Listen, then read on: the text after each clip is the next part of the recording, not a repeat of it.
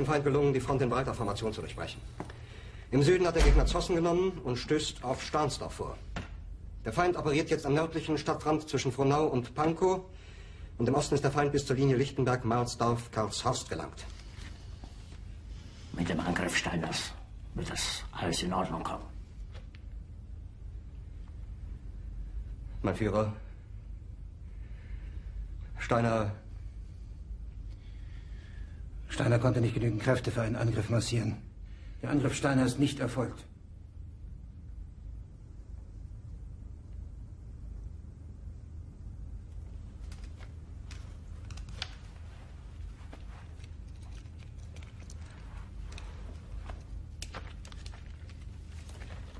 Es bleiben im Raum Keitel, Jodl, Krebs und Burgdorf.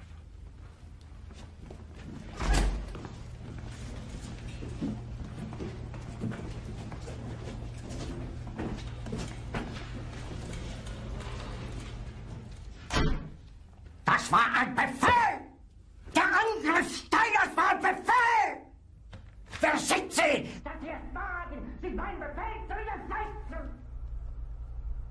So weit ist das also gekommen. Das Militär hat mich belogen! Jeder hat mich belogen, sogar die SS!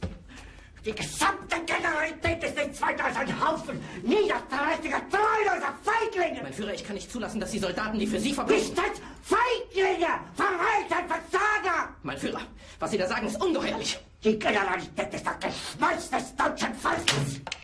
Sie ist ohne Ehre! Sie nennen sich Generale, weil Sie Jahre auf Militärakademien zugebracht haben, nur um zu lernen, wie man Messer und Gabel hält! Jahrelang hat das Militär meine Aktionen nur behindert. Es hat mir jeden nur als westlichen Widerstand in den Weg gelegt. Ich hätte gut daran getan, von Jahren alle höheren Offiziere liquidieren zu lassen, wie Stalin.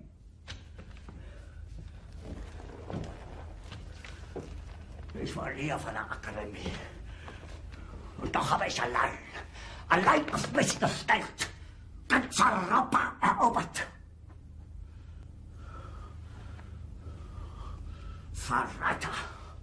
Von allem Anfang an bin ich so verraten und betrogen worden. Es wurde ein ungeheurer Verrat geübt am deutschen Volke. Aber alle diese Verräter werden bezahlen.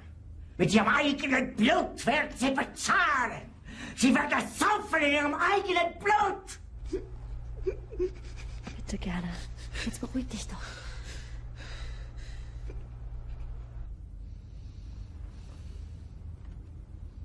Meine Befehle sind in den Wind gesprochen. Es ist unmöglich, unter diesen Umständen zu führen. Es ist aus.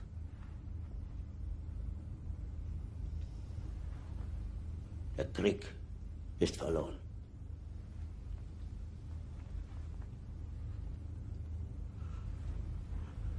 Aber wenn Sie, meine Herren, glauben, dass ich deswegen Berlin verlasse, irren Sie sich gewaltig. Eher jage ich mir eine Kugel durch den Kopf.